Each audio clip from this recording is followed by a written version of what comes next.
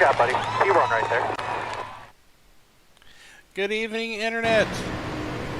It's No Toad Racing Network. This is Cooper. I've got Kyle with me as usual. Say hi, Kyle. Hello. And it is my favorite thing on the planet. It is the ARCA cars at a super speedway track. It don't get no more gooder than that. We are riding on with Roy Hyde, who is peeking out a little bit James Lawson, and they just passed Sarge on the high side going down the backstretch. Roy Hyde, who we are riding with, is currently leading the points by 10 over Oliver Turan, not pictured. Jason Benson, 10 behind him, and then 11 points behind him is Al Rafter Corey. Dustin Barton rounding out the top 5. Robert Hottenbach, the Nodge, Sid, Mike Corvu, and Joe David rounding out your top 10. Chris Harrison, Nick Biddy, Johnny Brugg, John Barton, Matt Piracini, James Lawson, who is pictured, Josh Kerner, Tyler Merritt. I have no idea who Matt Merritt is. We need to start calling him that. Kenny Sutherland and Alex Goff rounding out the top 20 in points. How many races are left in this season, Kyle? We've got Richmond, we've got Las Vegas, I believe. Or no, sorry, I need to bring my schedule up. I am behind. Richmond and Homestead. Homestead, there we go. That's the track. That is all we have got left. We're about in it. So we're getting down to the nitty-gritty. Here at the particulars for Daytona, it's 74 degrees, partly cloudy, light wind, which may or may not be causing some push-outs to the wall there off of 2. We're Daytona International Speedway. This is the new, slightly less bumpy version. It's nighttime. Nighttime's the right time to see sparks and cars wrecking all over the place. And what do you think we're going to see tonight, Kyle? I think we're going to see some good hard racing here. Hopefully this is a little bit cleaner than the Talladega race we did earlier this year. Narrower track, so we shouldn't see too much crazy 2-3 wide and the occasional 4 wide. We should kind of see everyone kind of huddle in here at 2 wide and maybe occasionally only have some 3 wide. So,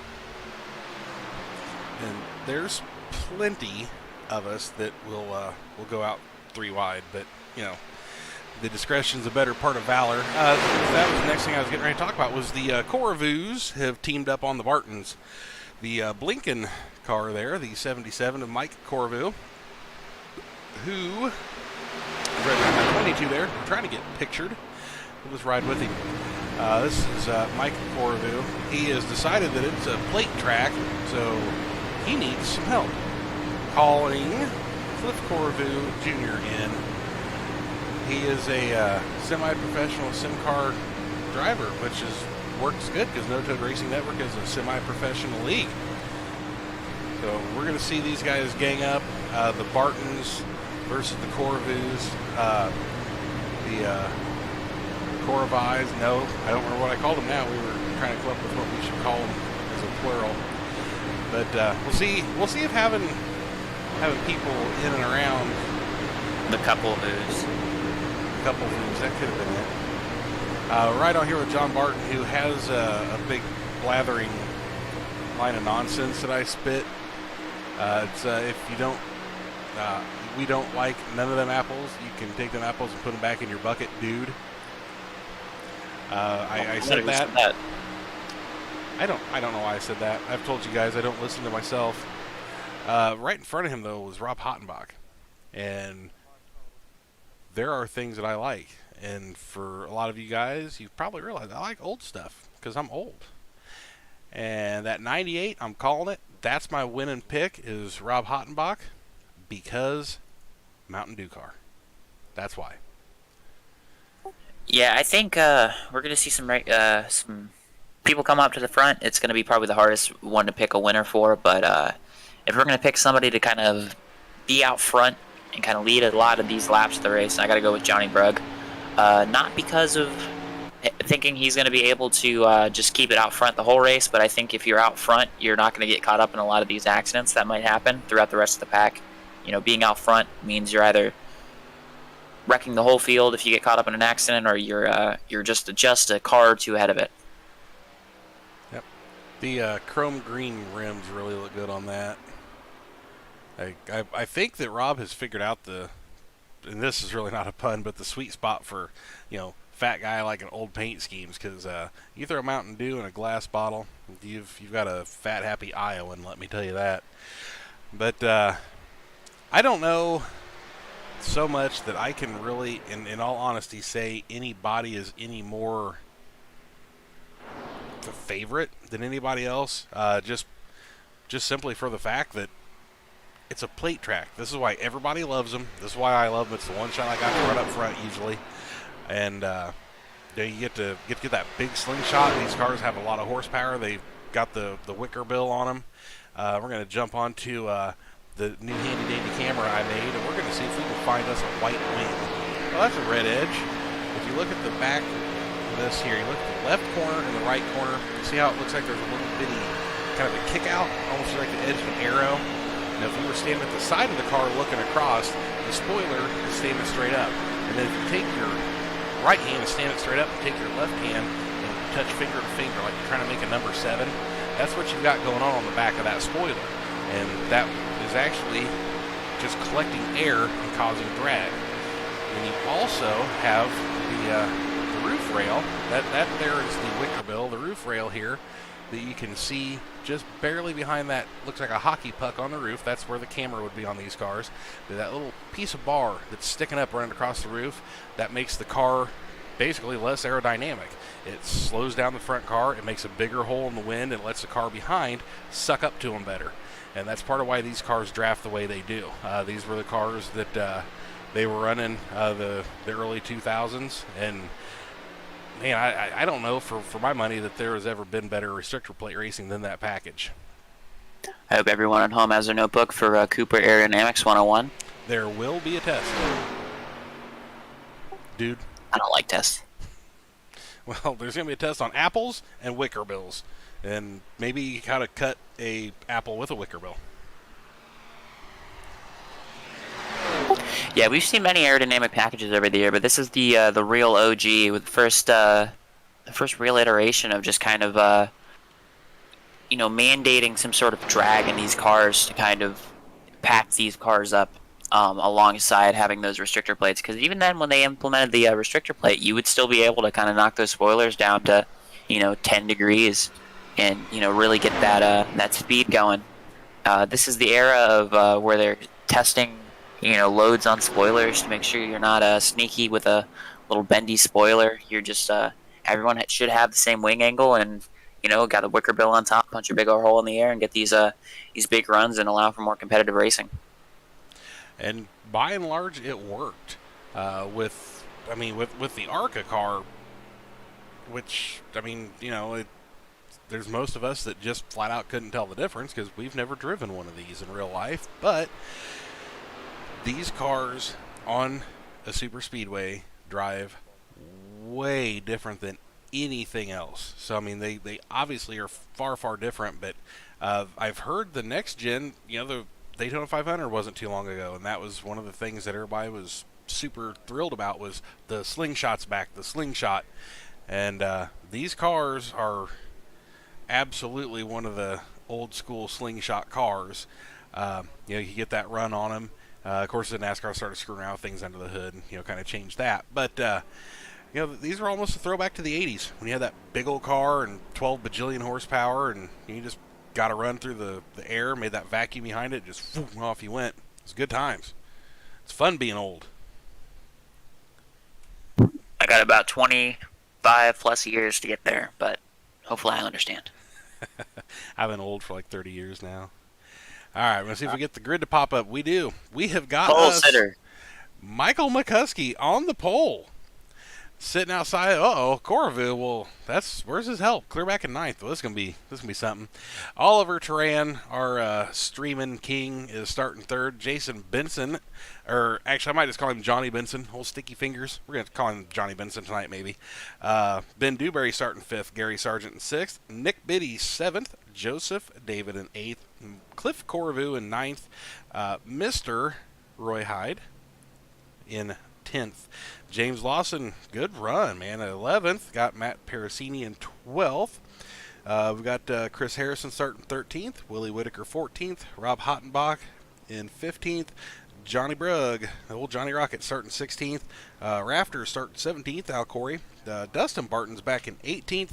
Sid Kashishi in car 19, starting 19th. God, you gotta love that. The Nodge, as I said, the only guy that we have that actually has fans, starting 20th. And starting shotgun on the field is the guy who, for God knows why, put my words on his hood, John Barton, the Dude Mobile, starting 21st, which 21 is my favorite number. I'm a big old homer of the Wood Brothers. Maybe that works out for him tonight. Yeah, good run there from Michael McCuskey. I think that's his first pull here in NTRL that I can remember. But yeah, he should be leading out front. A person that can make these aggressive moves here and potentially, stay out front for a little bit. And hopefully when there's an accident, he can squeak his way through it. As we also see Gary Sargent here in the 28 running a slightly changed scheme here from what he usually runs. Typically, we see a black side Jaguar scheme, but he's running the alternate white side Jaguar scheme. I like that. Night race, man. Got to switch him up for the night race. But yeah, McCuskey is.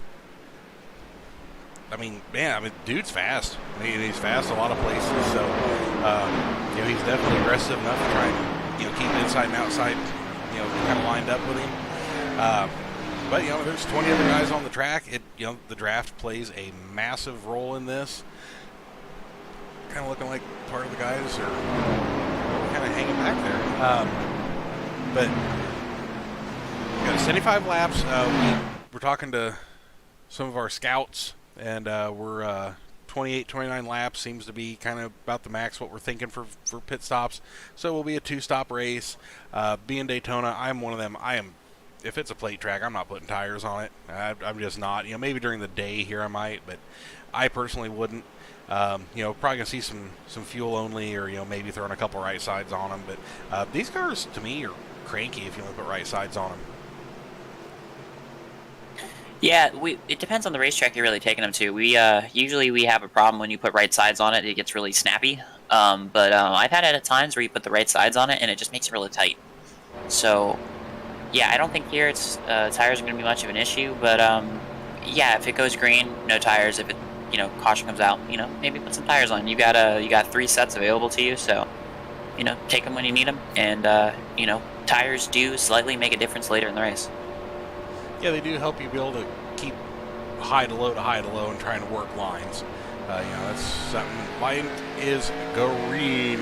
So because he's got a little bit of a run here, we are looking off the back of his car at the field. Going to see if we can get anybody motion sick. This big of a track, I don't think it should.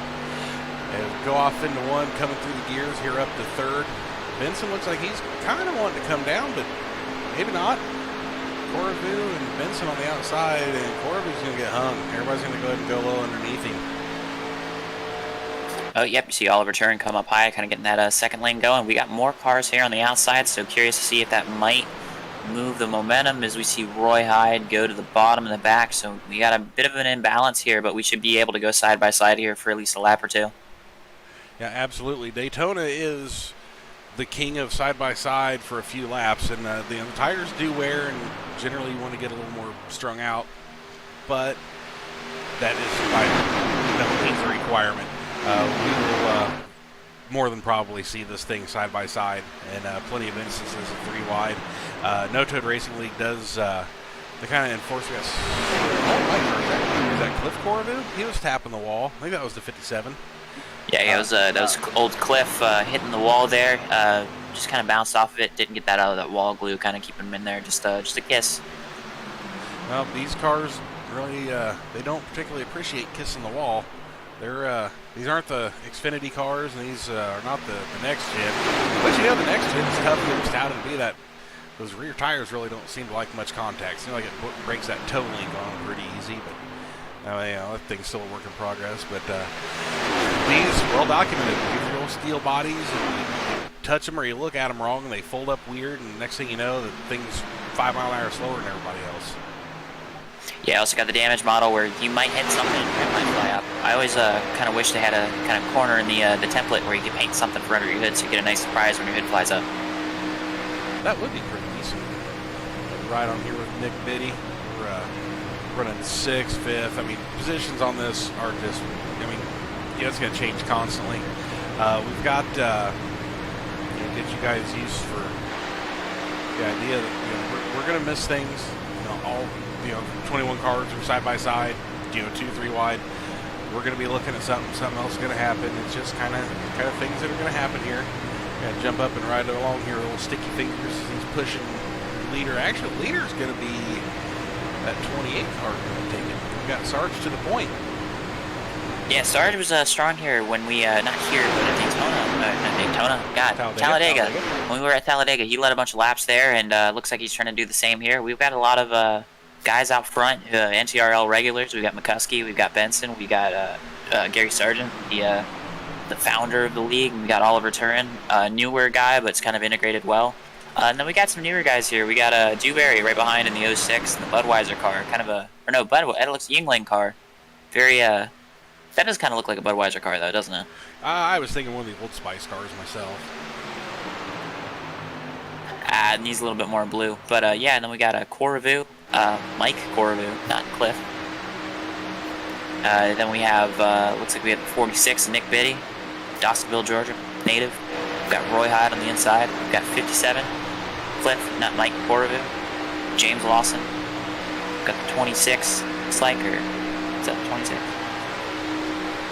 Yes, it is. 26 of Joe David, as we see Gary Sargent come to the bottom with Oliver Turin there. To the point, out of the point, and now to the bottom. We'll see if the Corvu-led train of 5 cars has a hope here, because other than the, I'm going to call them the lollygaggers. That was one of my grandparents' favorite terms, but God, that looks like 5 or 6 cars lollygagging in the back. Other than them, everybody else is up here. And a 5-6 car breakaway on the top versus 7-8 cars on the bottom. That shouldn't be a fair fight when you take the realization that the low side is the faster way around. This is going to go up high. Yeah, those guys out back kind of hoping for some carnage out front at some point to their advantage. Kind of being careful there. That's typically what I tend to do here, as we see the 77 of Mike Corvu kind of blinking there a little bit. But yeah. 2 different mindsets here. It's either, hang up the lead pack or maybe go for the lead, or, just chill out. Kind of try to survive everything and make it to the end. Yeah. Chilling out is hard to do here. Just to get a good draft, you really kind of got to be pushing on. And we're actually getting kind of 3 packs developing here. We've got Hot Box on the end here, so Brugg is... be leading. That's actually Piracini there, so he's kind of fallen off. The Whitaker's kind of dropping back in this group. That's Rafter and Dustin Barton behind him with the Hardy's car, which you can always love that. Then Sid, Nodge, and John Barton. Rafter is adopting the long hill strategy. Hang out, don't wreck, just stay in line, get a second or 2 back, just avoid carnage.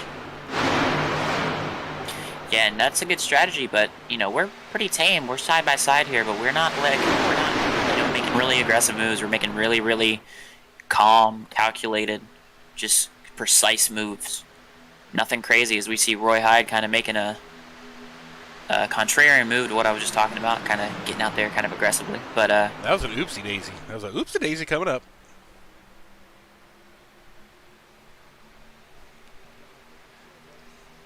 But yeah, no, we got that back group there. It's we got the 45 Al Corey. We got Dustin Barton, Sid Kashishian. We got Nodge. We got John Barton there. Goes for a pass there on the 48. Those guys are sitting back there, so if there's a big wreck up front, hopefully those guys slow down in time and they don't waste a fast repair, because we do have 1 fast repair available, and especially at this track, man, you have a lot of big hits here, so there's very, very small percentage chance that you have a wreck that does not require a fast repair to get fully repaired. Yep, Absolutely. You go for a ride. It's going to be a ride. We've got, and we was talking pre-race with this, and the seat time and practice cures all discussions that we've been having.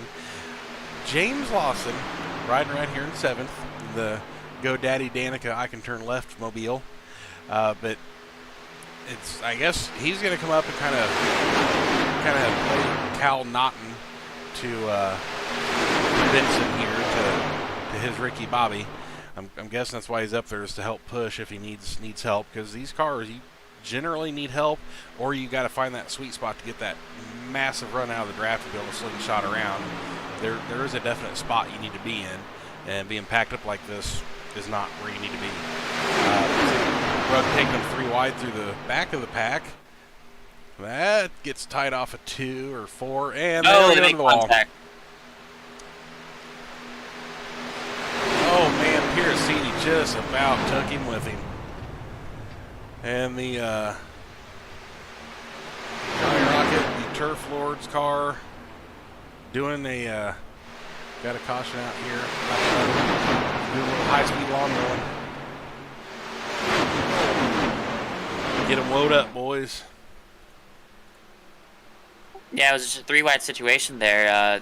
Looks like the 83 on the bottom side was maybe running a half groove off the bottom, and Brugg kind of running steady in the middle there, and Cliff Corvu just kind of came off the wall and just kind of hooked Johnny Brugg there. Kind of one of those situations where you just kind of have to focus on holding the pretty wheel there and not putting yourself in a situation to do that. But yeah, I wouldn't say anything necessarily egregious there by anybody. Just an unfortunate accident. Yeah, just in case of getting a little too high and paying the price for it. Just kind of is what it is there.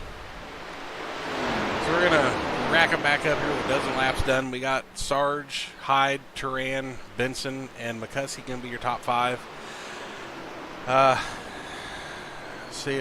Assuming we could do 29 laps, or even round it up and call it 30. If you stop here and you can save almost all that, you're only going to be at lap 44. So you got 2 more stops from here anyway. I vote you don't pit. What do you think? I pit. If you're in the back, definitely pit. If you're out front, stay out. You never know when you're going to get a green flag run here.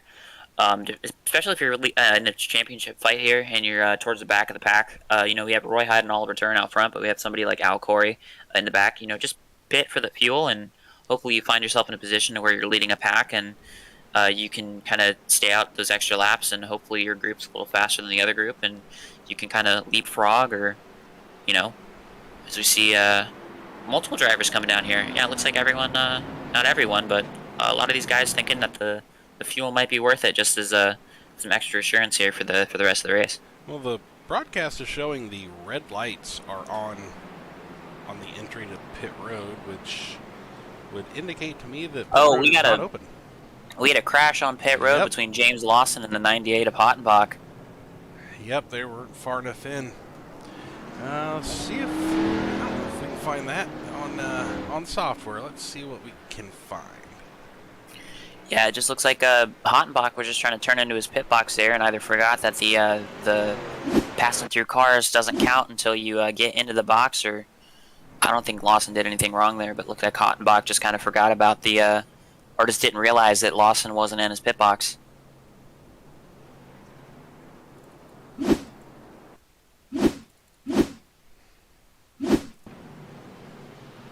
Oh, well, we're past it by then. See where... Got James, Oh. We're just riding along here with James. He's on the inside. And, yeah. Yep, I would say that's it. Is that Hottenbach thought that maybe we could see through the cars already at that point, and couldn't. Which, he's at fault for that. On the other end, that was James. We really do need to be more out to the grass there. So, I vote we give that one a 50-50. I think that was a shared responsibility deal. Yeah, I don't even think that's that big of a deal. I just think it's one of those things where, you'll forget and then all of a sudden you'll do something and then realize, oh man, whoops, should do better next time. It's just one of those things where, depending on what you race on, you might not be on pit road a lot, and especially a lot with other people. So, Yep. We could even just go so far as to say the cars wanted to kiss. So, points leader Roy Hyde finds himself in the lead by not pitting. So, that may or may not work out for him. yeah, I'll be able to lead a lap here, get a point, or get some points. But yeah, just kind of getting out front and controlling the race is potentially a good deal here. But yeah, we're gonna have McCuskey and Roy Hyde leading these two lanes with Dewberry and Harrison behind them. Yep, I mean he's got a fairly scant point lead here. But yeah, this is we got two more after this one, and this one is, we're throwing everybody in a blender and hitting the button. So I mean this one will be kind of wild, and we'll just see what we do. Yeah, next week gonna do double duty. I'm gonna be in here and racing these as well.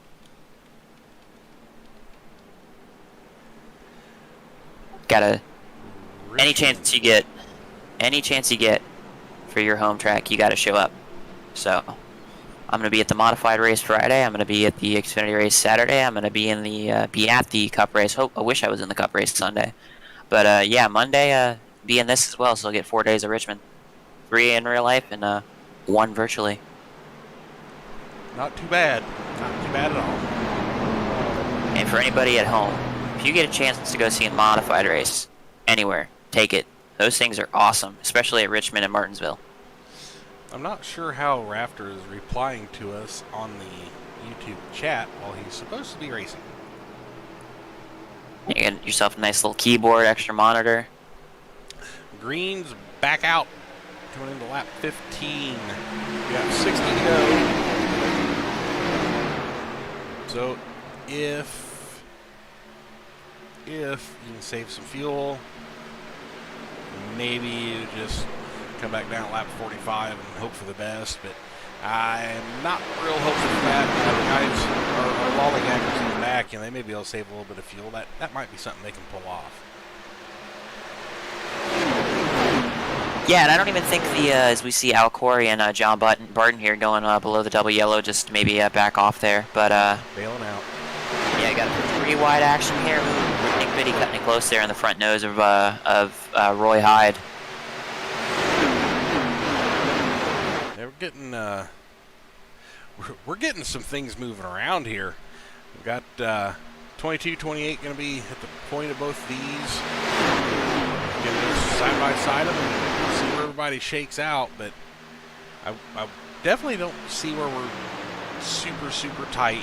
It's not a gigantic nose to tail just on bump type. Which these cars have no touching rules. Don't. We touch just them. had a car disappear. I don't know who that was. They just disappeared in the middle of 1 and 2 there. Don't show anybody leaving the race, so I don't know.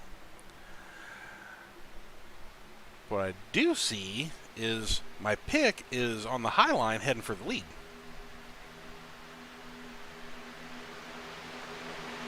Oh, that looks like it was a problem on my end. My bad. Oh, okay.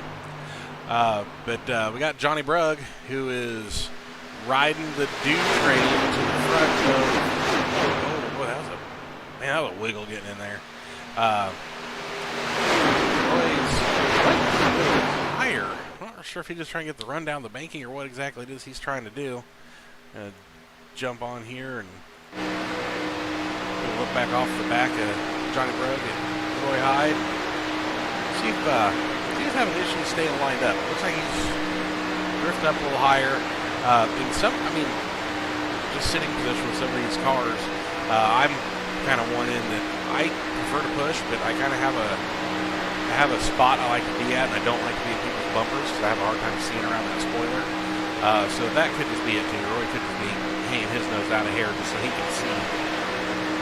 Yeah, it's one of those things, the sight lines in these cars, especially when you get into these certain cars that push draft really well, where you kind of get unsighted when you're behind a car. So Although it's difficult, it is one of those things you have to work on, because if you're not able to hold a line in a super speedway race, you are going to start wishy-washing coming off the corner.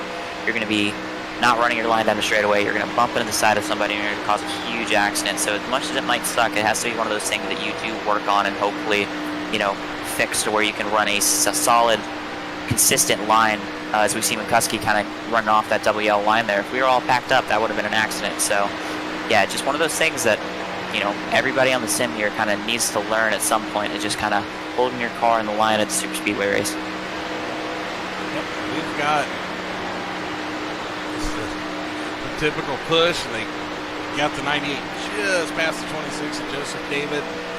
David comes right back. He's got Sarge shoving him. He's got McCuskey shoving him. The outside, we've got the 98, the 1, the 305, and the 77 just blinked back into existence on my screen anyway.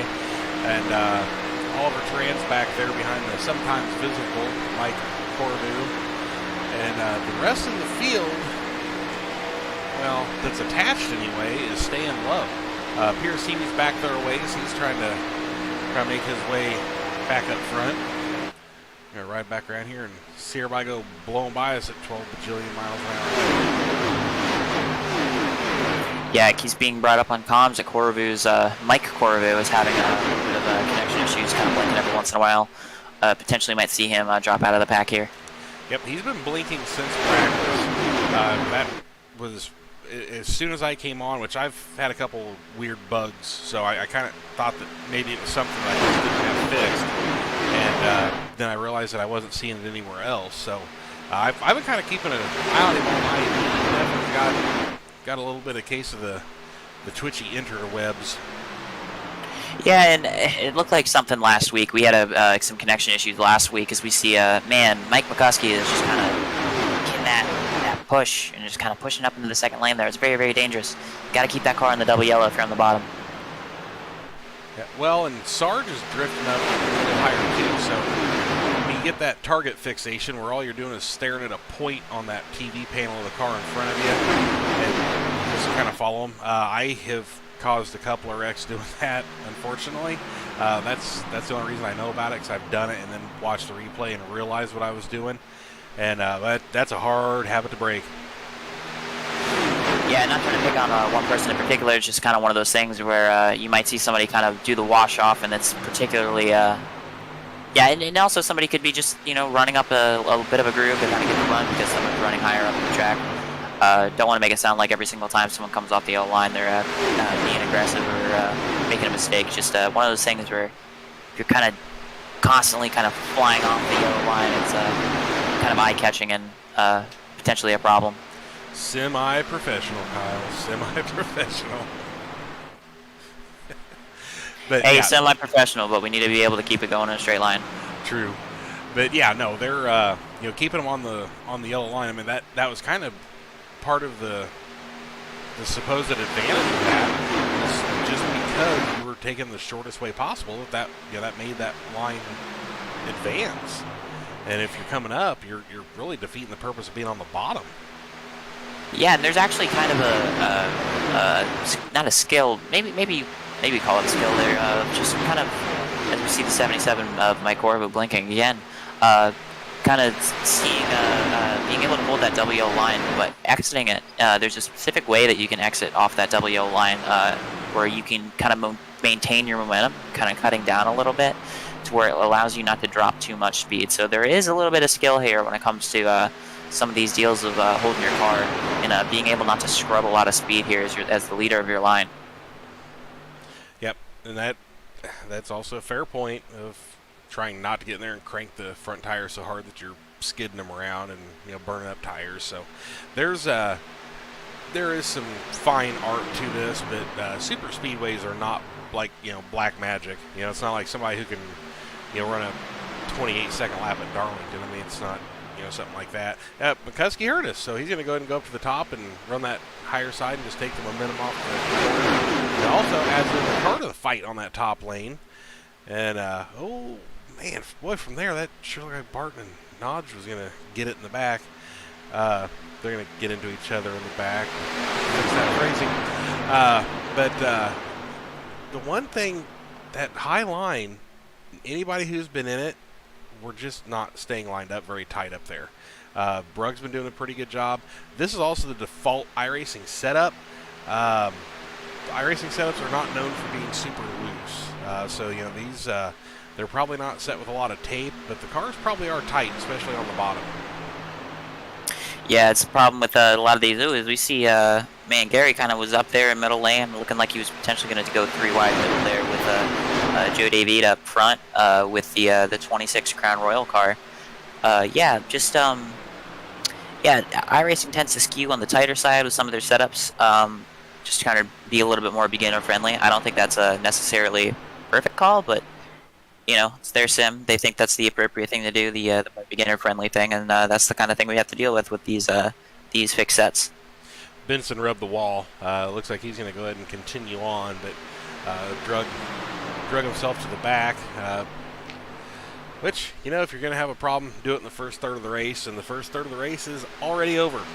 We're lap 56. Yeah, with all NTR series, it's with all NTRL series, we have 1 fast repair. So at the bare minimum, you have a mistake where you wreck or you get enough damage where it's going to slow you down. You just, whenever you can, come down pit road, take your fast repair, and you know, get back out there. Go at it like it never happened. So we've got, I'm trying to go to a wider shot, switch towers here. You know, running order, yeah, I mean, it's Daytona, so, you know, take it with a grain of salt. But Joe David been out here leading some laps. Rob Hottenbach running second right at the time, side by side with Sarge. Brugg sitting fourth, and McCuskey, Biddy, Turan, Corvu, Harrison, and Hyde are running in the top 10. Corvu, Piercini are, you know, still basically up there in the thick of it. They start getting back about a second, so if nothing else, you're somewhat safer if maybe you're Willie Whitaker or Dewberry. You got Lawson and Corey back there. They're trying to keep a little bit of a gap, and you know, that's the way these things are. One little slip up, and you got 15 cars in the decision like yesterday. Watkins Glen and the guy that's talking here ran out of talent. Actually forgot the tires weren't hot and parked himself in front of God and everybody at the top of the S's. I do that here. I'm taking people with me. Yeah, and we've been fortunate enough not to have anybody lose the draft. We have Naj at the back, still fairly close to Benson there. So he's in the draft, you know, able to compete. Hopefully she gets some good laps in here, just clean, consistent. No big accidents, and we can kind of see these go to our next fuel stop here. Did you see Oliver Turan just almost look like he blinked out? He took such a hard wobble off of 2. I did not. I'll go back and look at that. I don't know what it was. I've got a wider shot on here, but he came up and just, man, he turned right and then got it back left. He got almost looked like a death wobble. Chris Harrison behind him to where he would have caused that at all.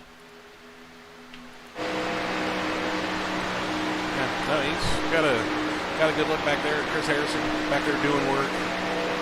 We're riding with Oliver. Chris, not Rock Harrison. True. This is true. We'll jump back here and we'll ride with Chris for a second. Right here, we'll watch Oliver, see if maybe it's a deal of looks like McCuskey either got tight or was just trying to let off there to kind of get back in line. Kind of stacked up that high lane, probably about 3 cars back into that outside lane. You got Piercini trying to get him back up to speed. 22 says he's pitting this time. Maybe we're seeing some tire wear. You know, this is new Daytona for those that aren't eagle-eyed to kind of tell it's the updated version. But, yeah, maybe potentially there is some tire wear here with these cars where we might see some handling come into the play. Because we've seen some cars kind of being a little loosey-goosey coming off the corners. And specifically there with McCuskey, it's just kind of interesting to see here. So we're going to see some cars fit here. Or at least one. Yep, and that is Royce coming. No, that's not Willie. That's Six coming in. Oh! Roy has a problem. McCuskey gets upends him, and turns him sideways on pit road as they head down for their first scheduled pit stop. Ben Dewberry keeps himself out of it. Roy Hyde, boy, that's things you don't want. And the back end of the car just kind of jumped. So I'm wondering if we do not have a fast repair already being used. Yeah, with how fast he was entering pit road there, and with how he must have downshifted there to just kind of last ditch get that car to slow down. I'd be worried if he maybe potentially got a speeding penalty here. Well, the right rear was caved in, and it popped back out with the camera switch. So I am pretty sure that wasn't that gradual kind of remolding of the car that you get when the pit crew's working on it. That looked like the fast repair got used. So halfway point, Roy Hyde just take it as fact that he has used his quick repair. McCuskey up in front of the field. Whoa, buddy. Yeah, just an aggressive move there. That got big in a hurry. Nobody hit. Well, I mean, there were some sparks flying, but nobody hit each other and then into the wall. That was absolutely wild. Woo. Yeah, that was a little aggressive there, and then just kind of indecisive with his move as we see another car pitting here. That looks like it's the 83 of Christopher Harrison by himself. Oh, man. That's a lonely feeling. But, I mean, if you're out of gas, you're out of gas. I mean, it is what it is there. Yeah, we're going to see the field spread out here. Hopefully nobody else decides to kind of block the field as they're coming off pit road at a pretty good speed disadvantage. Yeah, that, I mean, you can get him wound up into third going through the flat there, but, I mean, you're still... All right, we got a slow car here. Looks like he's running third lane, but he is not running the wall. Oh, we got contact. Dewberry kind of spins sideways, gets in the back of 66 there. Oh, we got a big crash. Yep. Well, and there's that.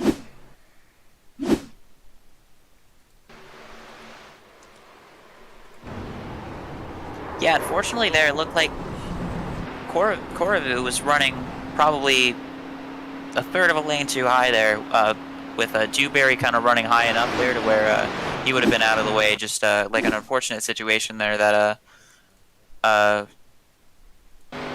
yeah. Get the 06. We got the... Oh, no. You know what? Dewberry was actually kind of a victim here. Cliff come up and hit him. Yeah, I said he was running about a third of a groove too high there, kind of entering the corner. Dewberry was slow, but that was not the cause of the accident there. It's kind of an unfortunate incident there to take out as many cars as they did there. Yep, we're going to ride along here with 57. That'd be Cliff Corvu. And yeah, just kind of come up. The 06 was up third lane. I mean, he was up where he needed to be. But that was a lot of carnage for not a whole lot of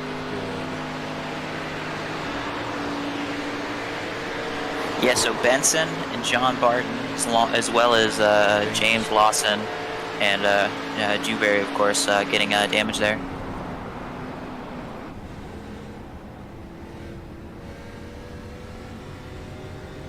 Oh, boy. Well, all right then. So, everybody's going to go ahead and take this opportunity to hit pit road. And guess who's leading?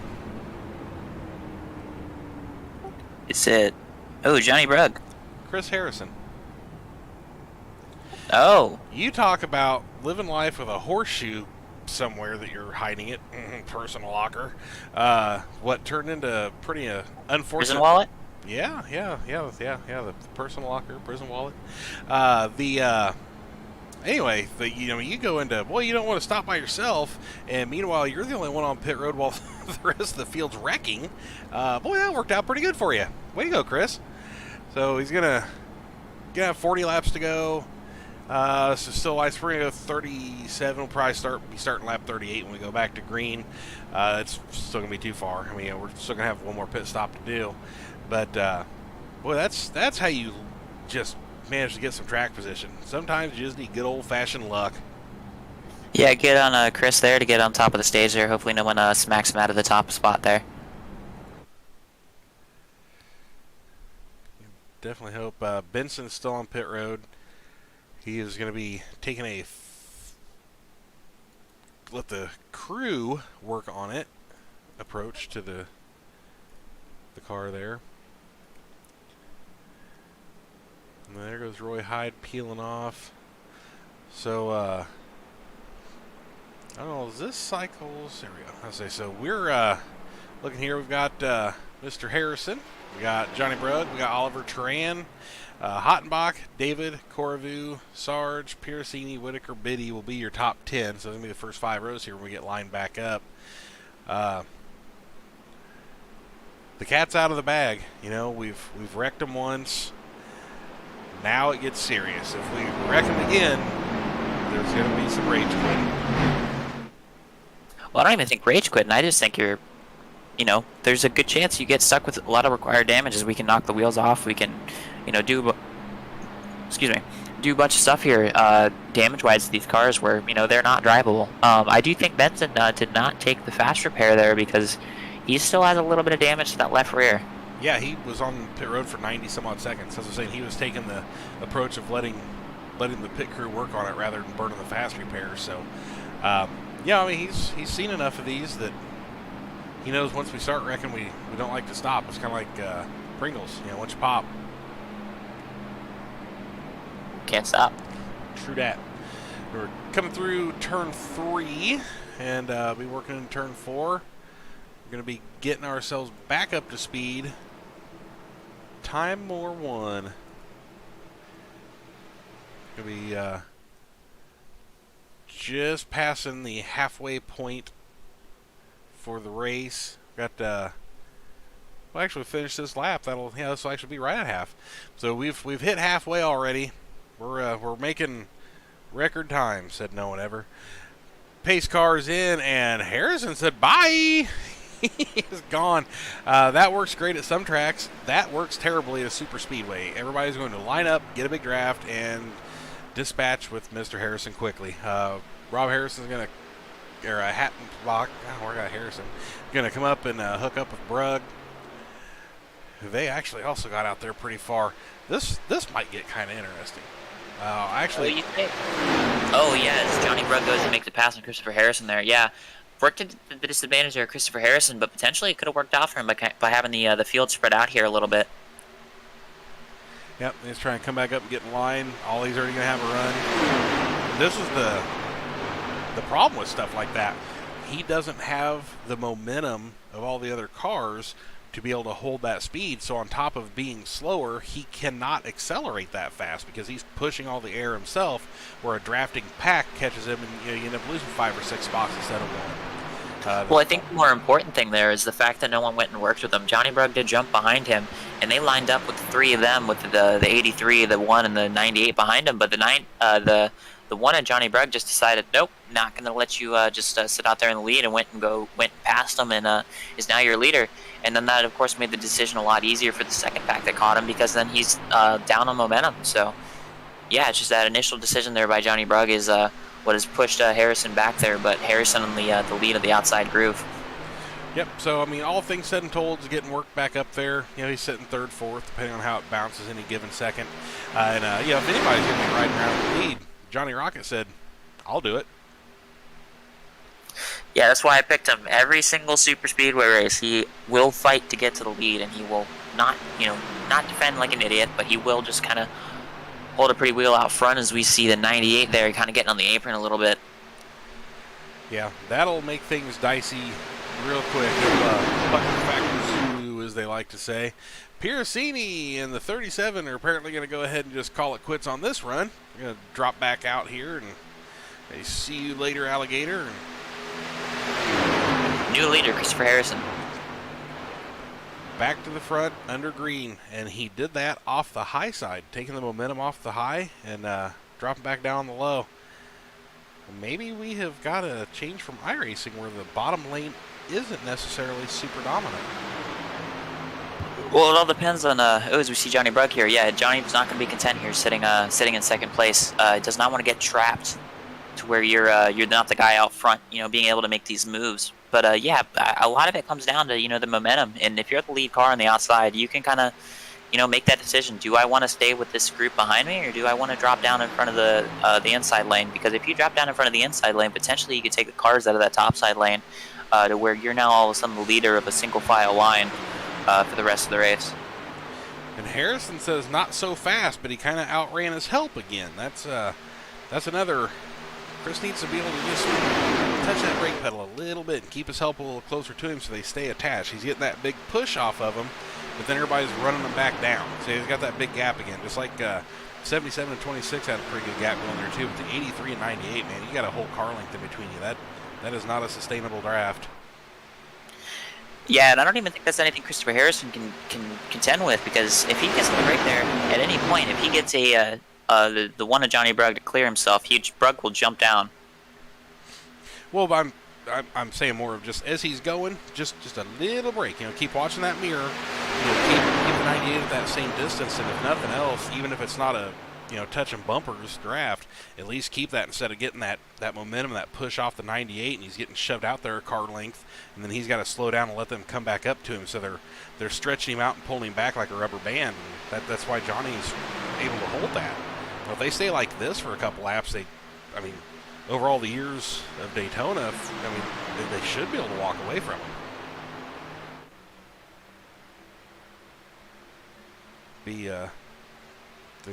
Looking first three, you got the 83, 98. We got Ollie, the 02.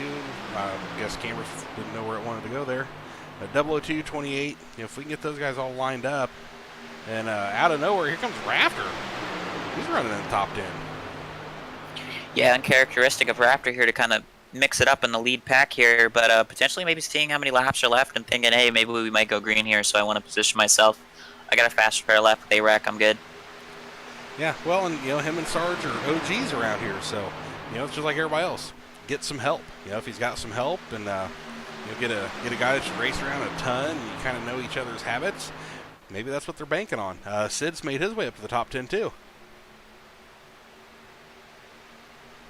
Yeah, we're able to hang pretty steady here. I was expecting kind of one of these lanes to kind of come out as dominant, specifically more like the bottom lane. It looks like Koravu is going to go past Johnny Brugg here on the outside. Kind of an aggressive move there for the outside line there. You're just really going to commit, kind of tear up your groove there, as we're going to go 3 wide here, maybe 2 deep. This did not work earlier in the race, is what we saw Koravu and Brugg get into it. Koravu meaning Mike Koravu. But yeah, just interesting situation there. Sarge is going to hook up with Brugg. Going to go ahead and shove him around here a little bit. They're going to keep on the outside of Harrison. And a reminder, we do have a rule where we're not allowed to lock bumpers in this series. Too many times we might see somebody kind of give somebody a good shot and just cause them an accident. So no bumping. You can, but you have to be very, very careful with it. Yep. The physics of it are possible from pretty well one spot on the bumper. By rule, you can't. So don't do it, even though it is physically possible under one specific circumstance. And there's the 83 way out ahead again. And as he backs off, here comes Johnny Brugg by him again. Boy, that 28 was wagging the tail through the trial. Good Lord. Oh, no. Just was getting ready to go there. What we've got. Oh, man. There's the wrecking.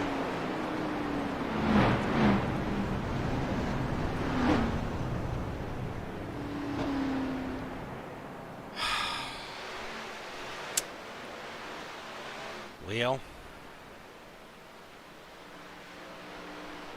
that didn't work. Yeah, we got some tempers here in the yeah, we got some tempers here by the 83 of Christopher Harrison there. Right.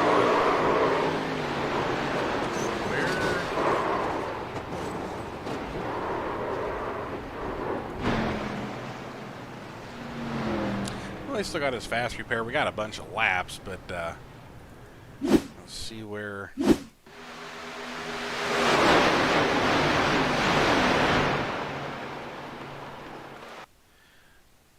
Yeah, I was busy there trying to listen in on the conversation, but yeah, it looks like the 28 there just like.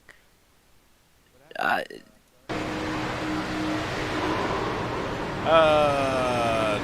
Yeah. That, as we were just talking about, sure looks like a bump draft. We're on the bumper. Yep. When you can't see the bumper cover of the car in front of you, that means you're touching them. So the 83 just got a little too close in the draft, caught Sarge, and as we've discussed, you cannot touch these cars, and there's why. So yeah, just a drafting incident. I mean, he didn't get super duper bad, but it's live and learn.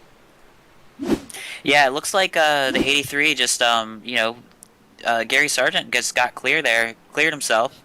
Did not really do anything wrong there, but I just potentially just say Harrison there just got a little didn't really like that Sarge cut it as close as he did and just hit him there.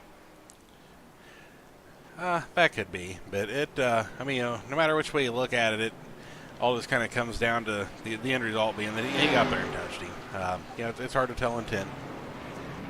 Well, you got a pedal in the middle you can use so you don't have that situation, and we've been told not to hit the bumper, so that's just my 2 cents on it. Rolling out, we've got the Hottenbach mobile out here cruising around with the pace car all by his lonesome. I cannot sing, so I will not try, but just pretend like I'm singing all by myself. Johnny Bruggs coming out to meet him. They have both gained 14 spots currently, which that's a lot of spots. Yeah, track position seems like it's pretty important here at the moment because we just kind of get these 2 single file lines here going. We saw those 1 or 2 moments of 3 wide racing there, but once you get 3 wide here, that inside lane, especially with how it stacked up, might benefit that inside lane, any of those 3 wide actions. Yep, got the pit stop board up here. We got the bulk of the field stopped at lap 12, 13. Then they back in at 34, which that was the other caution. The exceptions to that, McCuskey, Hyde, Dewberry, their first stop was lap 30. So realistically, green-white checkers notwithstanding, they got this, but you're going to have caution laps if a green-white checker falls, so you're good. You're good from here for fuel. Hyde stopped at 30 and then again at 34. So we got some alternating pit stop strategies going here. As people cycle back through, we're starting to see who came down pit road and who didn't, which we know Hottenbach didn't. He didn't have the brake in his line. Looks like, as this is going through, it is sure looking like everybody else has been on pit road. Yeah, we got a couple takers here, people that are currently on pit road, just kind of maybe topping up, or yeah. So I don't think it's close on fuel. I just think you're. Maybe it is close on fuel. We only can, we said we can hit about 28 laps ish, so should be pretty interesting here, especially if we go green at the end. Yep. Yeah, we had a couple there that managed to hit lap 30. So, yeah, I mean, if you're hitting lap 30, 48 plus 30, that's 78. So they're going to be good. Just have to see what shakes out of it. We might be starting to run low on cars here. We keep this up. We're going to end up having to bust out the duct tape and swear jar, and we're going to have just a good old-fashioned, everybody's mad at everybody's sort of restrictor plate finish.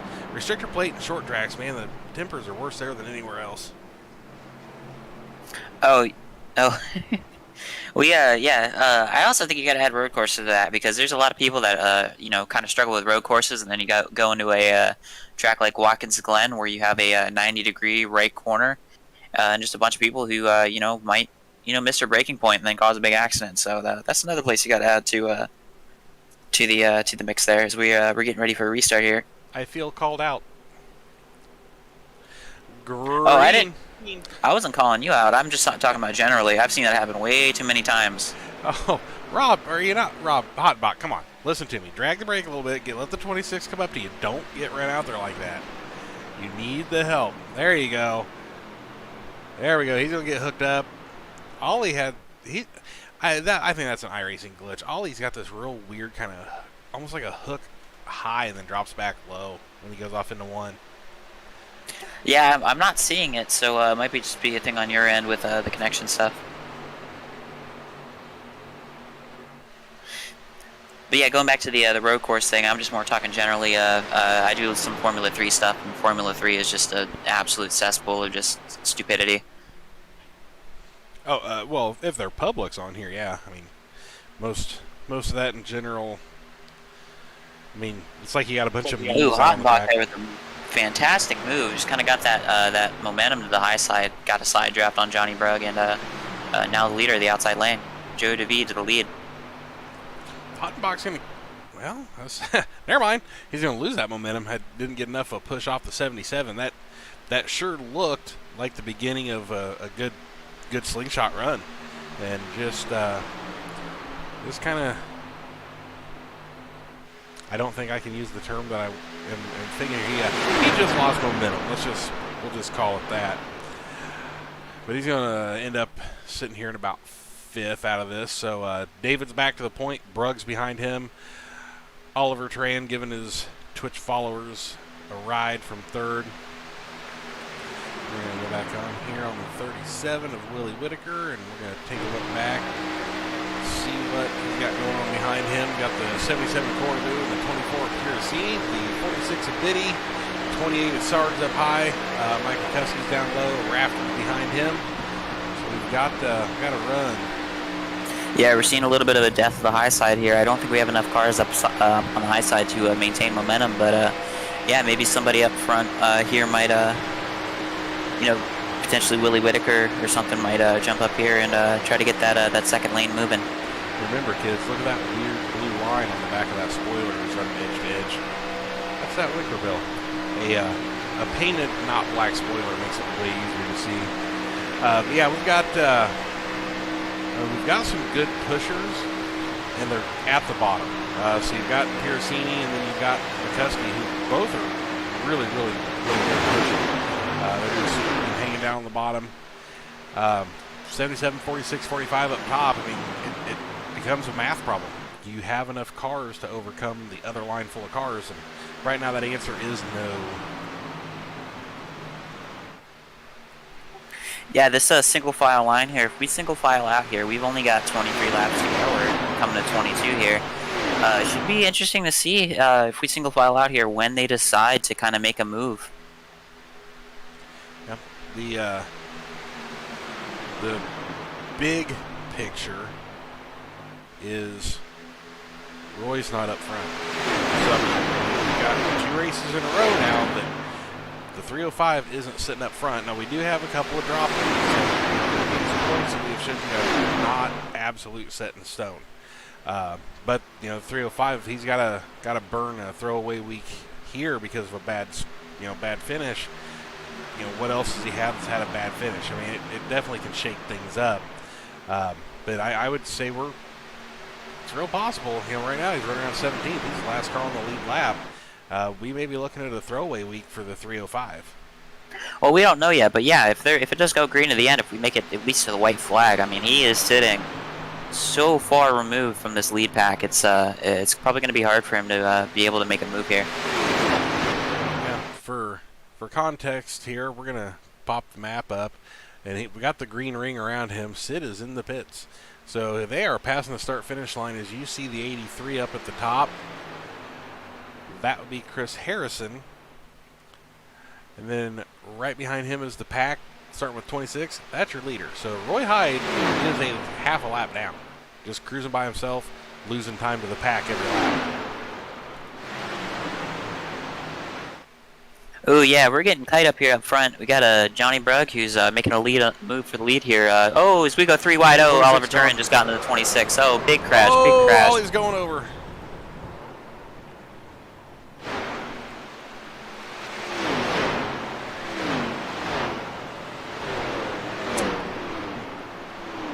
We may be running out of cars.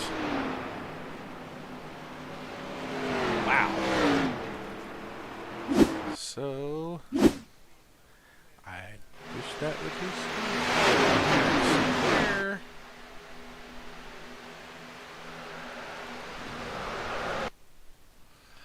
So right there, that is what you call big problems for Oliver.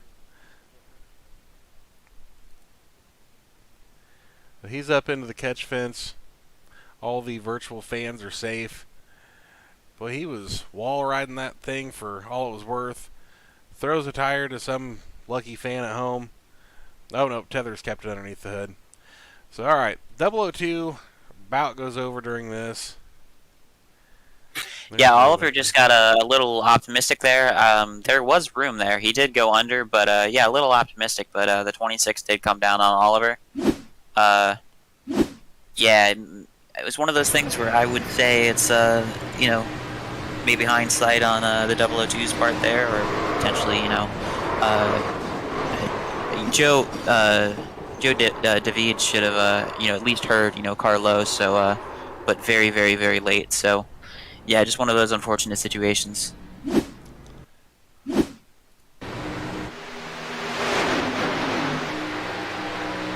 Well, and yeah, that's kind of another one, sort of the run gone wrong.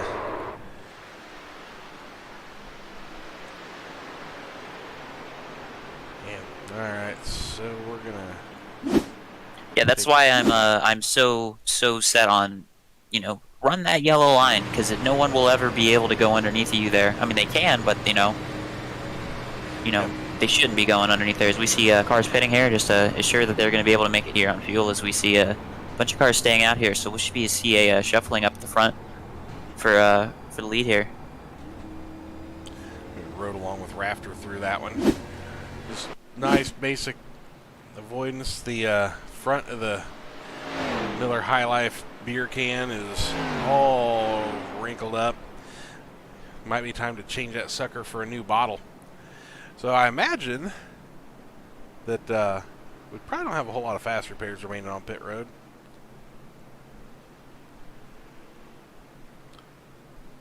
There we go. Looks like all these got a tire on all four corners now.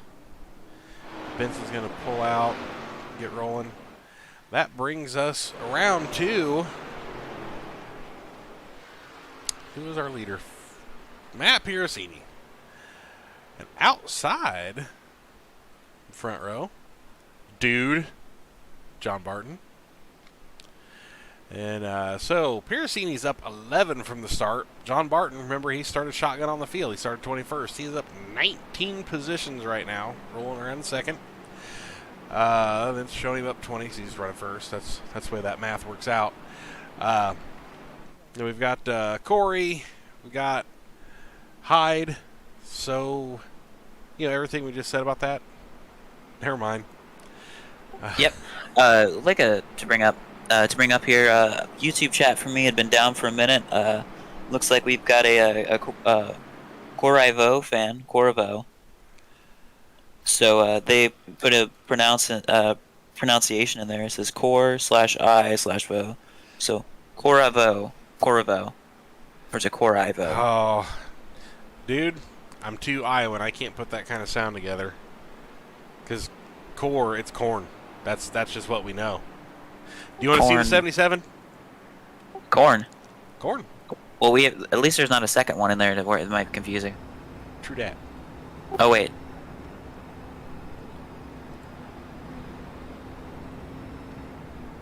We absolutely remember you, dude. We're gonna ride on board. Should we do the ride around the green flag? We'll just stay here on the 77 for you. How about that?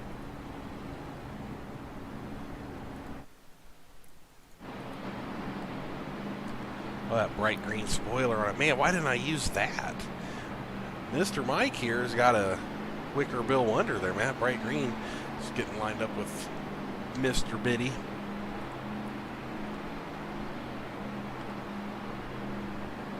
All right, front camera or back camera, big guy? You made that car?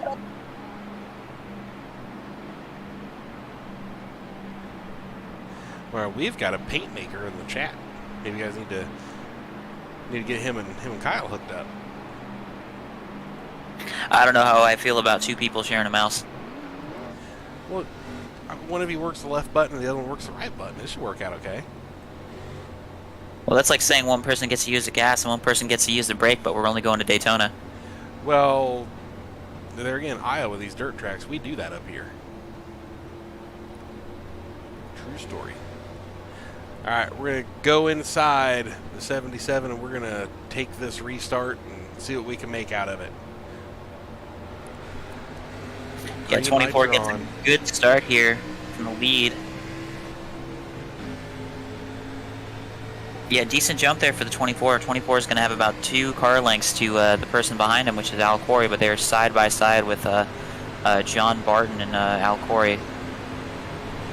Yeah, it looks like Barton's really going to just kind of almost need Mike to catch up to him. Oh, he's going to drop down low on the Corrivu Express. Corrivo. See, it's Vu. I've said it too many times. I want to say Vo. I'm going to say Corrivo. Oh, man, I might just start calling Mikey C. Man, we're getting tight here up front for getting in the corner here. We're going to go 3 wide at the front, guys. Oh, Barton's up in it, holding a pretty wheel, holding it down the middle. Got Nick Biddy going to follow him up high. Brugg and Sarge going to come through the middle. Business is officially picking up. Yeah, just got to be good with holding that pretty wheel there. You don't want to be the person that's going to run half a lane up and tag somebody, like I've said before. Yep, and actually, 77's got, honestly, about the best camera angle we've got for this.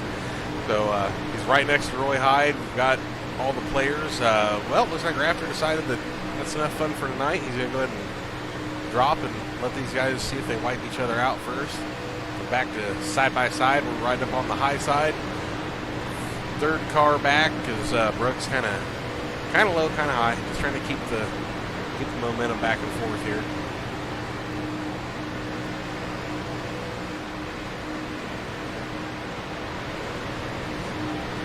Oh, Corrivo, is that what I got there? I got it, you're not wrong in the chat. Well, the problem is with the "you're not wrong" is we both said both pronunciations, so it's kind of one of those ones where it's like, is it 1 or 2? And the answer is yes. I think Mikey C is what actually won. I think that's what I got. Jumped up here, we're gonna ride on here with John Barton for a second on the Dude Mobiles. He's pushing Sarge out to the lead. Yeah, if we get a Corrivo win here, you got to go, Mikey. Mikey likes it. I bet Mikey likes winning. Everybody likes winning. Well, you like winning when it's when you know you did it and everything went right, not when you potentially were the big dumb idiot who kind of ran somebody over. So I've had that happen once where you kind of hit somebody and you win the race, but you're like, oh no. Oh yeah. Yep, that's been a thing. We have got... Man, we are tense up here in front. We've seen McCuskey jumping in the back. We got a lot of people here betting their chips on the fact that we're not going to go to the finish here without a wreck. Well, I mean, they may not be wrong. Coming to lucky 13 to go. And we got Sarge. The problem with that is it's a might. It's never a definite. Because we might go green here to the white flag lap, and then all of a sudden you're way behind the field here, and then you got to hope for a crash, and then that's out of your hands. Yep. And that is, I think, part of the reason why these guys like having a crash. If they need a crash, I can have a crash. Collect my dollars later. But yeah, we're side by side, 10 rows deep here. Not really. We're like 7 or 8 rows deep, but we are. We're cooking through laps. We're getting down. The time is nay. It is time to get what you can get. And 4 wide down the back stretch. We got a crash. There it goes. That got Ollie again. And Whitaker again. Stop us if you've heard this one before. So, if we can get a shot of this. We're going to try it from the wide shot here. Oh no, it was a 4 wide into turn 4. Yeah. Turn 3, sorry. Yeah, that's what it says. We got to 4. 4 wide obviously doesn't work here. Yeah, I wouldn't even put that on anyone particularly. Just one of those situations where one of those people, potentially Ollie, is the one that was getting the advance there. Kind of, maybe needing to, not be so aggressive there and maybe read the situation better. But yeah, not a particular instance of it being someone's fault. It was just kind of one of those unfortunate racing incidents. So we're going. I mean, we got time under yellow. Doing quarter speed far chase here. We got 4 lanes wide. I mean, we absolutely got 4 lanes wide. Willie Whitaker moves down, touches the 26. 26 comes down, hooks Ollie. Ollie decides to go ahead and pay the favor back to Willie and shower sparks and parks him in the wall. It is what it is. I mean, Daytona right there is 4 lanes wide, true, but that's all it is. Willie didn't move, 2 feet. I mean, it's just so tight. It didn't even look like anybody moved. We have a less racing surface here compared to a place like Talladega. So, yeah, just everyone was doing a really good job there for holding their line. It's just one of those things where we're racing really tight quarters with internet that might not be able to effectively kind of predict something like that. But yeah, I'd chop it up to a racing incident. Yep, and that's really all it is. I mean, you just can't do anything about that. I mean, everybody's going, we're getting close to single-digit laps. It's time to go. I mean, you got to go. Good shot of the roof rails there on the cars. For you guys at home, Kyle is not with me, so he's not looking through the software I'm looking at. So I do things and say things. He doesn't know what I'm talking about. Like, I mean, most of you guys don't either, because, Iowegian. But I'm doing things, and so sometimes Kyle's just agreeing with me, and he has no idea what I'm talking about or what I'm doing. I got your stream up. I got a second laptop here, man. Oh, that's on a delay. I know it's on a delay, but I can at least see what you're doing. It's a little bit later. True. Roy Hyde is 7th. Look like, I mean, overall, it doesn't look like we've got a whole lot. Oh, we missed, yeah, there we are. So we got Hottenbach. Got the Hardys throwback Days of Thundermobile for Dustin Barton. Old Sticky Fingers back there. You got to watch him. He'll be up there sticky fingering the trophy here for long. Got James behind him. Apparently playing Danica, I guess. I think Mark Martin drove that scheme, actually. Cartoon Network, the Nodge Mobile. Hi, Nodge. We got McCuskey. Got Al Corey. I do have to say, Oliver Turn, looking at the damage on his car, does not look too bad. He should be able to get back up here and potentially be able to race, but might be down a little bit on power here with how the damage model works. Yeah, that has been known to come up and bite people too. Had that happen far too many times. All right, 10 to go. Boy, it's going to get busy. Yeah, any conservative here just went out the window. You have to make moves here. Unless you're betting on them wrecking, and then you go to the back and then hope everyone wrecks out and you gain a bunch of positions here. But yeah, I think it's go time. There's no holding back now. You have to bet on the fact there might not be a caution here before the white flag. Yep, and one of the big changes, just even in this season, the 68 John Barton has got that. He's got that VR pretty well set up, and so now he can look all over. And boy, that really there's a contingent here of the VR guys that they are getting progressively faster. So there may be something to that. And I got bad eyes and motion sickness. I'm not really going to try that, but there's become a shift over to the VR, and JB is definitely proof that it can work.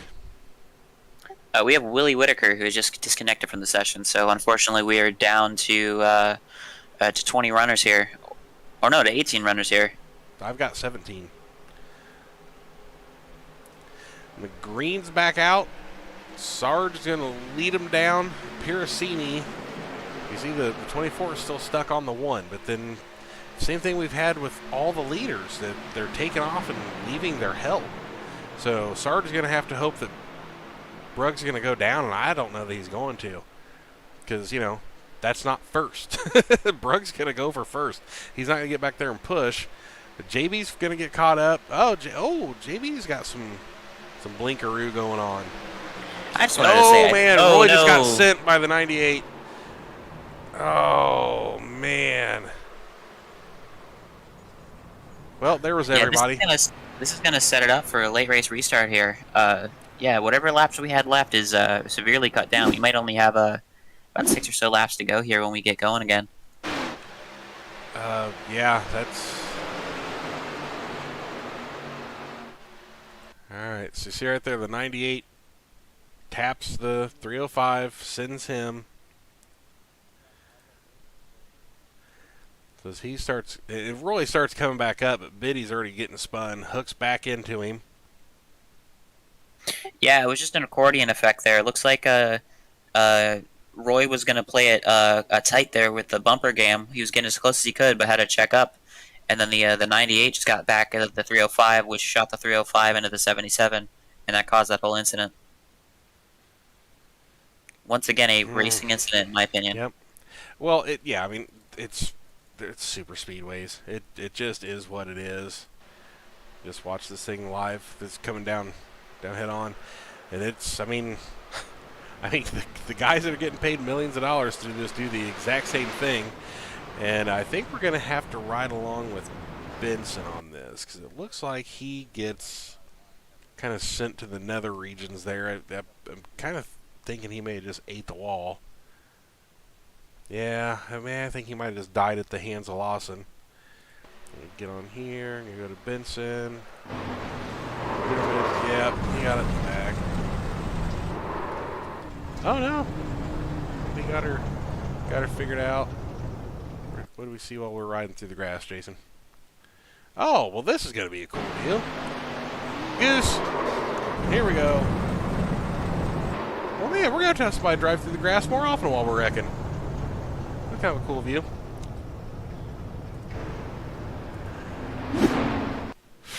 Well, back to pit road for some of them. Not all. We got a lot of beat up race cars. Yeah, it all depends on whether or not you're going to take your fast repair here, because we're too close to the end of the race here. We might, like I said, we might get 6 laps. I don't think we're going to get 6 laps. I think we're going to get less. Yeah, I'm with you. I think we're going to come back to 5 to go. Which just, lights still being on the pace car. It's going to come back to 6, shut them off, come back around again. So we'll be on 5 to go. Looks like Dewberry, Hyde, David, they're all in. Hottenbach, Harrison are back out, but lap down. So Biddy in 14th is the last car, lead lap. So looking Rugg, Sargent, Parasini, Burton, John Burton, Corriveau, Ollie, Cliff Corriveau Jr., Al Corey, Jason Benson, James Lawson, Dustin Barton, Mike McCuskey, The Nodge, Nick Biddy, and Hyde looks like he is still on the lead lap. So we're going to have 15 cars on the lead lap. Yeah, that's plenty of cars here to get some good racing here. But yeah, hopefully we see some cleanness here. We were able to get back to the white flag and we were able to finish this thing. Oh, it's showing David still being on the lead lap there, but on the actual timing screen there, he just popped up his hot box going back in. So yeah, we've definitely got some beat up cars. Sid being 21 laps down, I am kind of thinking maybe that single car spin where Rugg was in there, he probably said something, so Sid decided he was going to play race control. I don't know that for sure, but that is just kind of what I'm thinking.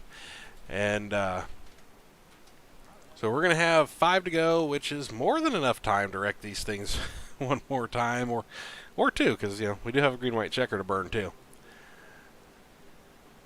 Yeah, all things considered, we've done a really, really good job tonight. That might all go out the window here at the end, but yeah, at least for the first bit there, only like maybe one or two things that were maybe maybe more than 50% one way or the other. But yeah, just outside of that, just a really, really good race here by people. Just yeah, just way better than the last one we did.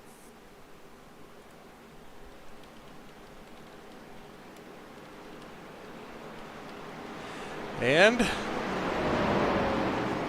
Johnny Brugg up front. And Gary Sargent on the outside. And 4 laps to go. no, John Barton, my new pick. He's running 4th. Oh, you don't get a new pick. Oh, whatever. Hottenbach wrecked. Well, Hotbox still in it, I think. Oh, he's back early. That thing. It looks like a modified. Looks like Have looks you like ever I'll run it Martinsville. You seen Eric Jones win the Clash that one year? Well, never underestimate the power of duct tape.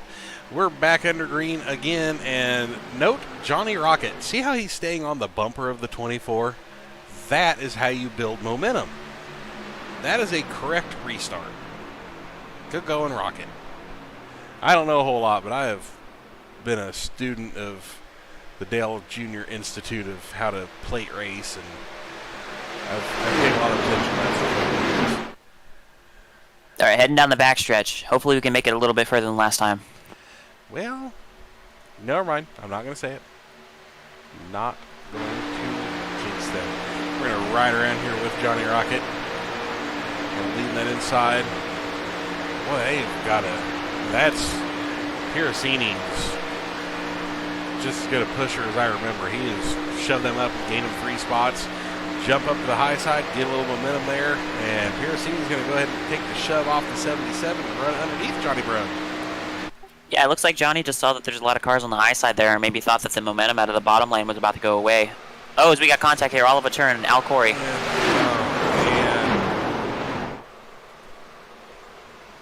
Is before the white flag, so we will re-rack and restack them for another restart. This was pretty fun up until about 5 laps ago. The 46 is tore all up. We got a tire sticking out the wrong way. Well... Yeah, it looks like Oliver there, once again, just kind of going with an aggressive move. But at the end of the day, he was underneath John Barton, and John Barton started to come down, and that pushed Oliver into the 45 there. Yeah,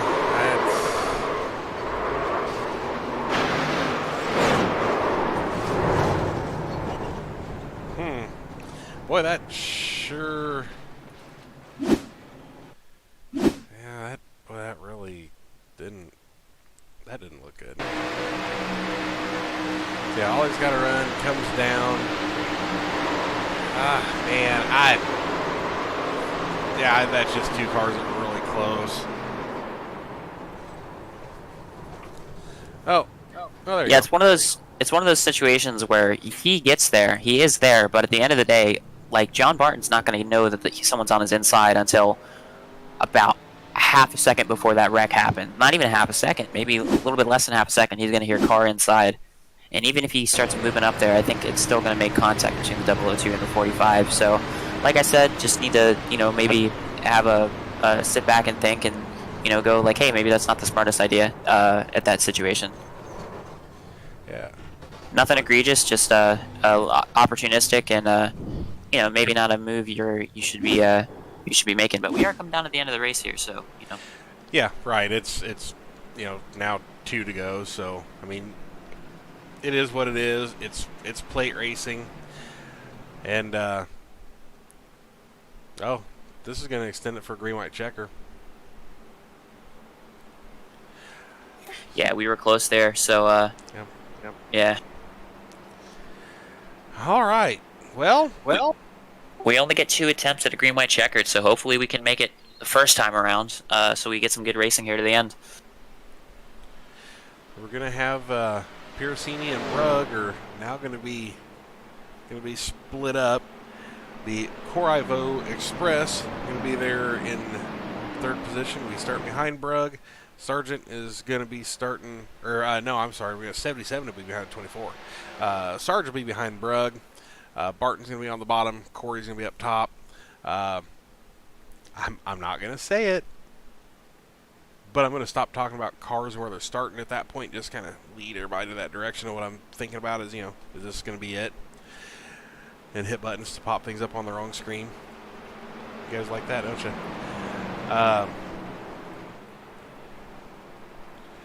We will do a green-white checker.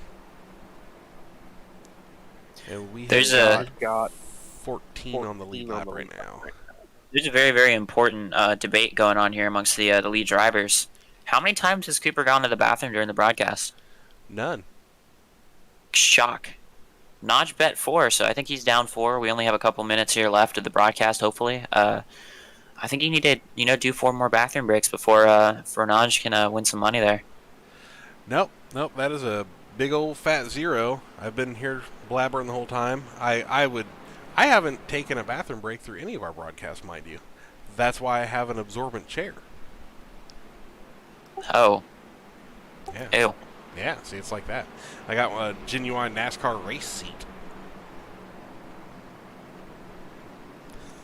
The awkward silence is Hopefully deafening. you don't have the seat that Larson had at Dover a couple years back. I've got an old Tony Stewart seat. I got it for a song. Oh. Do you know what I'm talking about? I know what you're talking about. Who knew they made brown interiors? Do you remember what happened to Larson during Dover that one year? Oh, I don't know. There's been a lot of weird things that have happened to a lot of them poor guys over the years.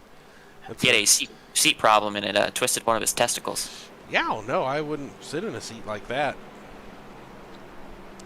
That is a test that I would not want to take. So we got some knowledge here. We know we can go 4 wide. We know that we wreck going 4 wide. We've got Sarge and Rocket, who are probably going to be pretty good pushers. But if something goes wrong with that 42 is a real good pusher, and he's got the 45 ahead of him. Barton has been just kind of up there lurking. He's just kind of lurking around. A lot of times them lurk days are the ones where something happens and breaks your way and you end up in victory lane. So we got some something getting ready to happen here. Yeah, and you talked about restarts here. I'm expecting the 24 to jump the restart, not jump it, but get a good restart here and get a gap on the guy in front of him, because that's what he's done the last couple times. No, he waits. He's listening to you, Cooper.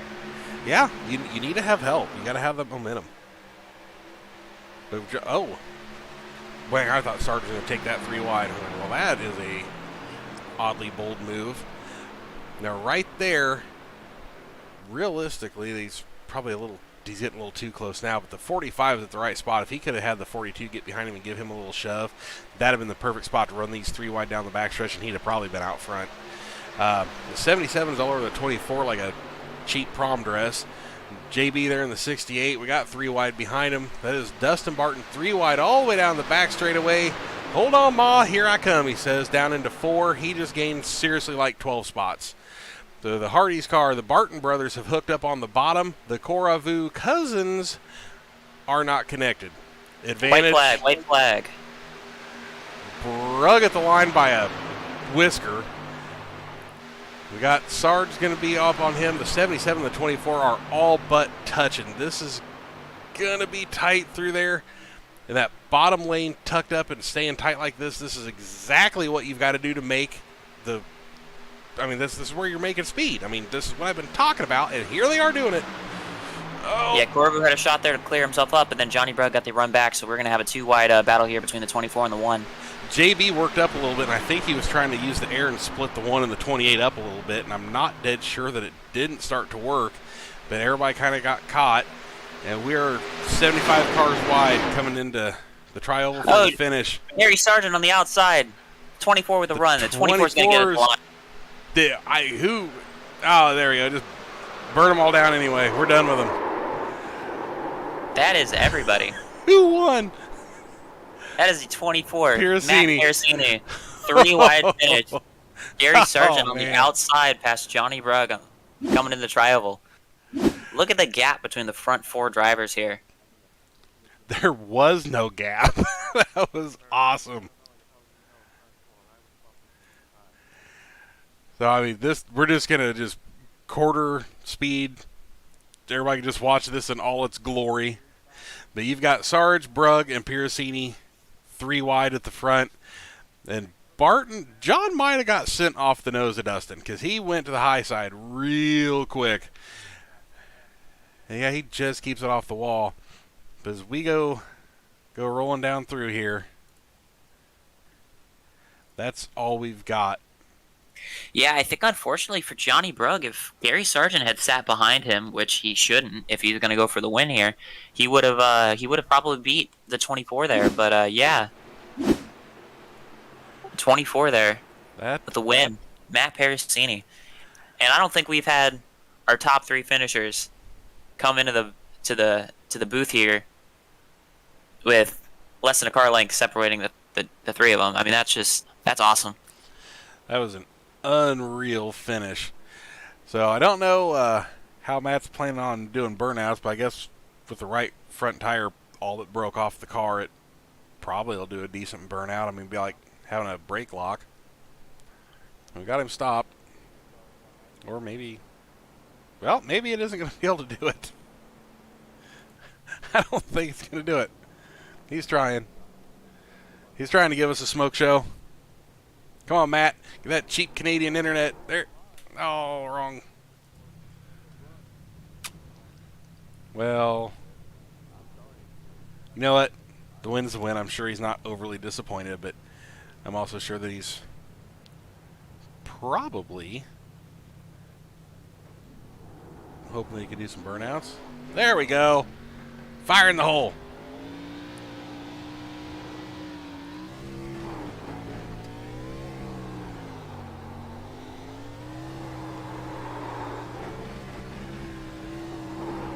Man. Yeah, sorry, just listening into some discussion here by some of these drivers. But yeah, no, good win here for Matt Parasini.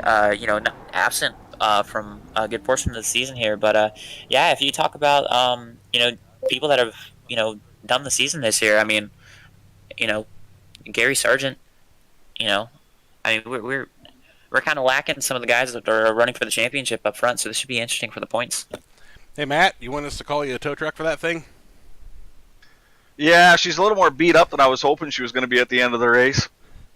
It's I think it's all used up, but it's better to win with a wrecked car than lose with a wrecked car, right? Hey, I'll take it. That's probably the first time I think I've ever won at Daytona, so I will happily take that win. Do you have any idea how close it was?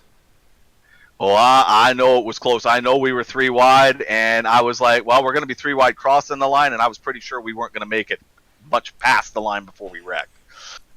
That's right on both counts. Yeah, that was a wild finish. If we split that, call it 2/3 of a car. It was close. That was an absolutely fantastic finish. Dead honestly, I was starting to worry we were going to finish this thing under caution the way we got with about 20 to go. It didn't look like we was going to be able to pull this off. I wasn't sure either. I mean, if you guys were watching me at all, you probably saw what my strategy was, and I was basically just hanging out back, kind of letting it sort out, and then with about 10, 15 to go, then it was like, okay, now it's go time. So I knew I had enough fuel. I got the track position, and then I was like, I just got to hold on to it. But I'll tell you, on that last restart, the last 2 people you want to see on the outside line pushing is Sarge and Brugg. Yep, that's yeah, yep. We'd kind of alluded to that doesn't usually. I mean, you've got people that you've worked with a lot and know their tendencies, and they definitely work well together. And I mean, you know it as good as anybody. Most of us can get behind Brugg and go to the front with him. Yeah, we definitely can. I was be honest with you, if I would have had the opportunity to work with Sarge, I probably would have tried to help him get that win, because I know he's been hungry for one for quite a long time. Yeah, really, man. I mean, it looked pretty dicey. That last lap especially looked pretty dicey. That was awesome. You guys, Well, and you didn't see it, I guess. Johnny kind of stayed with you, but have they changed anything with iRacing? There was a lot of the leader taking off and getting that big run, and everybody caught him and blew right back by him. Johnny was staying on your front because every time we were on you, you were pushing somebody, and like you had a bulldozer. I mean, that car was really shoving people good tonight. Yeah, I found I could push. I mean, it seemed like everybody wanted me pushing. There was no doubt about it. Everybody wanted me pushing. But the trick is that because in this series we have it where you start on the leader, you can't do that. You have to start on green. Otherwise, if you get too big a run, and that's what happened on that one start where I started a little bit early, and I got way too big a run, and I knew I was dead meat, and we were 3 wide going into 3, and I was like, well, this is not going to be good. Less than ideal. So, yeah, it was all good. Just, if anything, I'd just like to thank my sponsor, Apex Designs. The ARCA car was just about ready for tonight's race, but not quite, so I've got the flames back on the car tonight, and I guess I had some Gordon luck going for me tonight in a restrictor plate race, so I'll take it. Well, right on, man. We'll let you wander off, and we're going to go into the runner-up. Sarge, why didn't you use mod hacks and beat Pirosini? Well, I tried to do a slingshot off a Brug, and so all I ended up doing is putting him in third. But I tried. Well, you got second.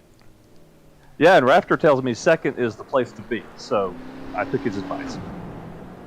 Well, I think he means like before the end. At the end, I think you want to be first. I don't know. I mean, I told him at the end it felt pretty good, and he said, "Yeah, I told you." To be dead honest, I really thought that we were going to end up with the 28, the 1, the 24, and the 68 all in a wad, and the 45 rolling to win a super speedway, because that would have made for great television. As much as he hates these things, if this is what he won on, oh man, that'd have been awesome. That would have been interesting. Yeah, the only thing I feel really bad about tonight was taking out the 83 car on that one where Brug and I were just getting to the front. Spotter said clear. I could see him fully in my mirror, so I knew we had it. So I dove low, and then I think he had just started another, run, or just got pushed from the guy behind him or something. Because right as soon as we completed the move to the bottom, I saw it come up on the screen. The car went a little sideways on me, and then I just tried to grab it and keep it straight. And he tells me I got down on the apron and it pulled back up in front of him. So I believe him. I haven't looked at it yet. All I know is I was just trying to straighten it up, so I really don't know where I was at that time. There was a lot of just little kind of bobbly sort of stuff, a car moving just a hair here and there and touching. I mean, typical speedway stuff. Yeah, you throw in that code and you get what you get. Yep, absolutely. But man, it was. I mean, the beginning was fantastic. Got a little worried that we weren't going to finish it, but boy, that last lap that made up for them yellows. That was completely awesome. I mean, we're just right around half a car length. It was a margin of victory, and this is why people watch the plate tracks. Yeah, I'm looking at the screenshot right now that I just took, and it's like my front bumper is like even with the 4 and the 24, and then Brug's bumper is like right there with my tires, so right there we all. And then Mike Corvu right there, another half car back. So. Yeah, he lied to his kids tonight. He said he didn't have a race yet. One of them figured that out and watched it. Nice. We've got some record in chat there of we figured out who the genius in the family is, and it's not Mike. Oh wow.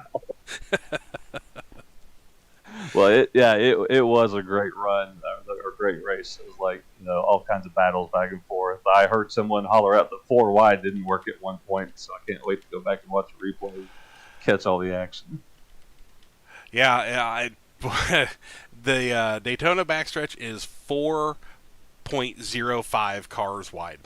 That there is half an inch, huh? Yeah. You could probably put a pack of cards in between 2 of the cars and maybe they'd fit. It's a really, really, really tight fit. I'm surprised they made it work as long as they did.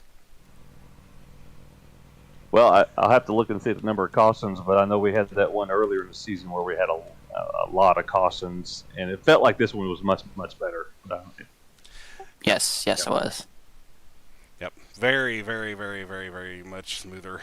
Yeah, we cooked along to halfway. I was like, boy, we're going to be done with this thing in an hour. We keep this up. We've got what 2 weeks left to go in the season. Yes, sir. 2 to go. Homestead is the grand finale. And Kyle, where are we going next week? Going to my track, my favorite place. Going to Richmond. So how are we looking point standings here in ARCA? I know Xfinity is tight. It can still go either way in Xfinity. Coming in, there was a 10-point gap from first to second, a 10-point from second to third, and a 11 from third to fourth. Yeah, so these last couple of races, they're going to be highly entertaining. Yep, it is going to be big fun. We're going to throw these off here. We will see you guys next week from Richmond International Raceway.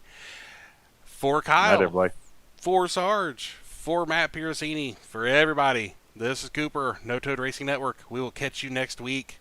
Be nice to each other, or I will know about it. Don't make me come to your house and call you bad names.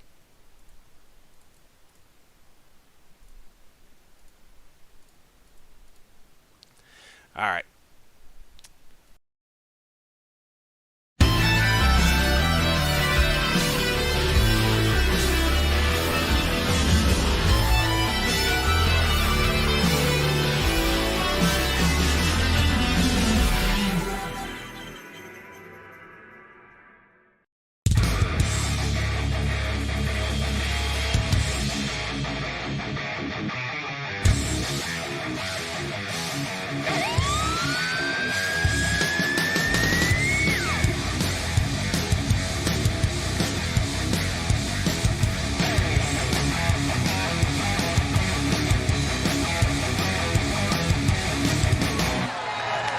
Good job, buddy. You run right there.